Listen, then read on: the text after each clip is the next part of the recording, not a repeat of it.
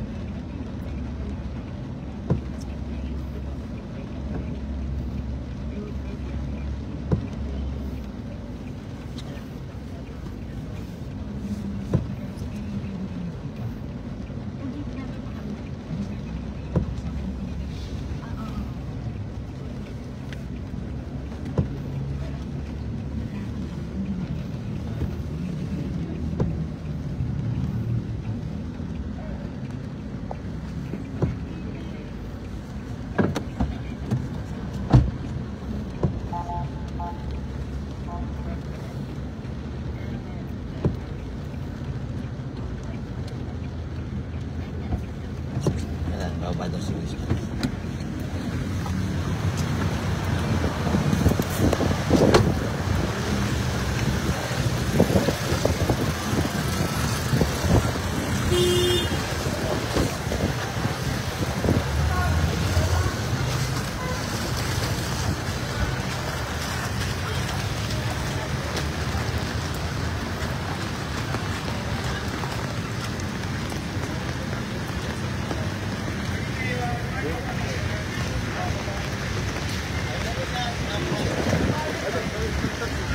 Wala ba?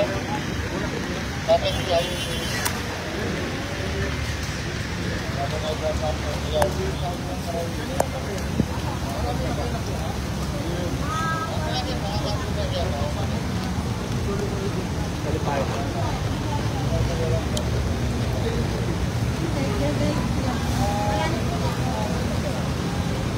ayun na nagbubuha. Diretso ka.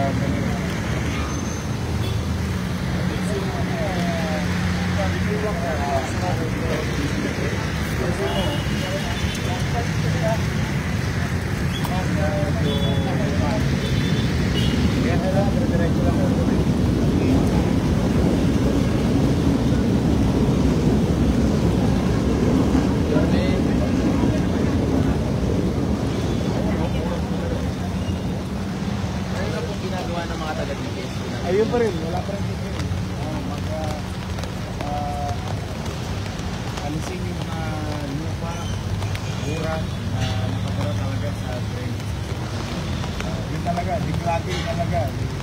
Kasi katulad ng isang gabi, ayun na, yung kanto, ayun, nabawasan naman ang tubig. Lalim dito, dati isang gabi magkapantayan. So, dire-diretso lang kami. Lalong-lalo na yung PJs, kawawa yung mga pasyente ron.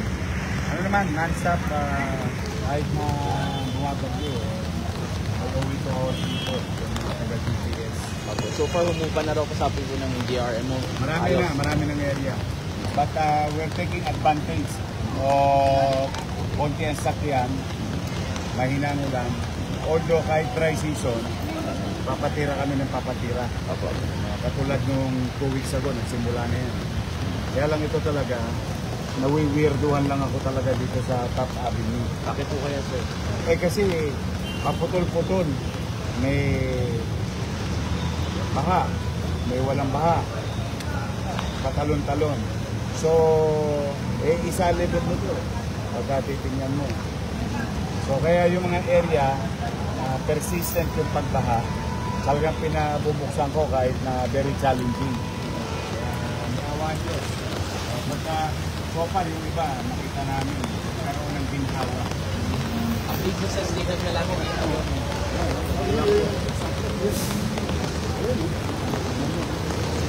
Malalaman mo may burak talaga. Kasi naman, kasi nga tayo ng gate. Sabihin, vacuum. update po sa state of the land ni Mayor. Mamaya, ang consejo, mag-special session. Tawag ko sa special session. If ever po ma-approve po yung NPA, sir. May malaking bagay yun, lalo na sa mga barangay. 896 barangay. They get access with respective kalapit na pa. May tulong sa mga kababayan namin sa city. The same thing with the city. Ano-anong mga tulong po, sir, na pwede asahan po natin? Pagkain, ilang bahay, walang hanap buhay, kumukod sa gastos, ilang araw na halos walang pasok. So, many things. Malaking bagay. Kung lahat ng 896 barangay will do the same, in synchrony, at least, iksan man lang yung hirap na dinaranas ng ating mga pamilya Manila. Sir, in case na bukas po ganito pa rin po yung panahon. Tuloy-tuloy pa rin kami. Nakaready pa rin tayo. Pero ngayon, out of 22 na evacuation site, 20 na lang. Out of 3,000, 2,000 plus na lang individuals na tangan-tangan ng munisip. So, okay naman. Talagang hopefully lang tumigil na nila. But just the same, the city government will start. Thank you. Hi, sir. Si Mads. Hi, sir. Sir, yung declogging operations po natin, tuloy-tuloy lang po Yes, tayo. non-stop tayo. Kasi may mga areas na diniklar natin yung kasagsagan ng bagyo. Medyo nagkaka-epekto na ng maganda eh. So at nakikita mo, pag tinignan mo siya talaga,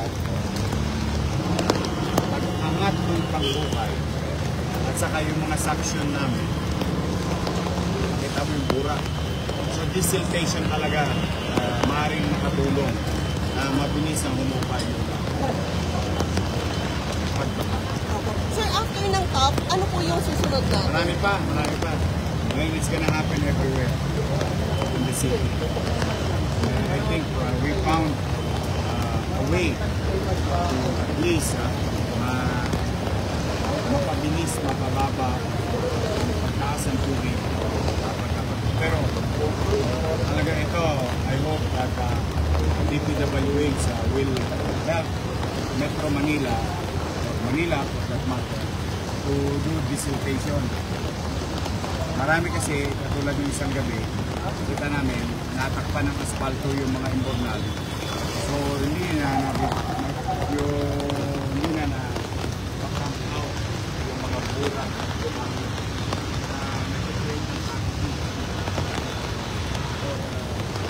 Magsara ang tubig. Hopefully.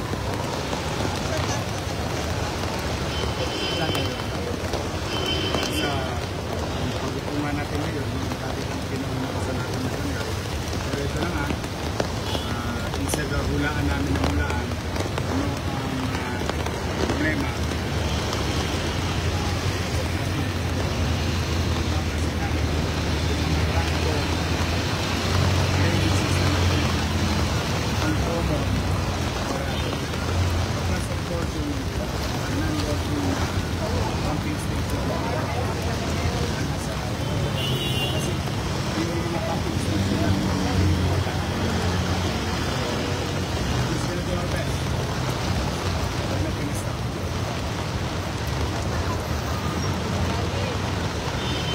So far naman,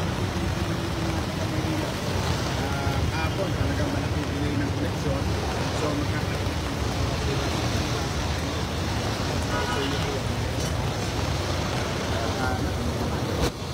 kami may paasi pero now we're going back to normalization of connection sa mga bahay. Nakitulong yung pakikisa ng tao bayan. Garantya naman namin, tulad niya, pasabot pa, so i-ulit. So patalaga na.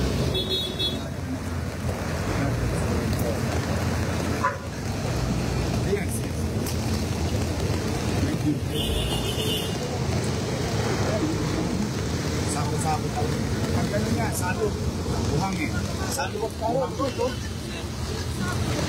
Ay, maraming yung isang araw. Naka-oras sa gabi.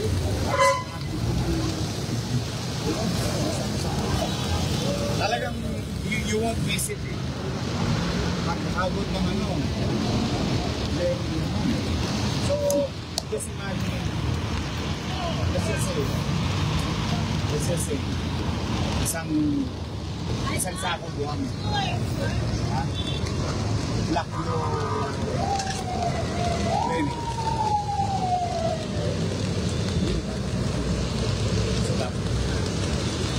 So, hindi siya rocket science. Mahirap lang, pero hindi siya rocket science. So, tuloy-tuloy, sir. Everyday po yan, sir. No? Oh, di ba? Oh,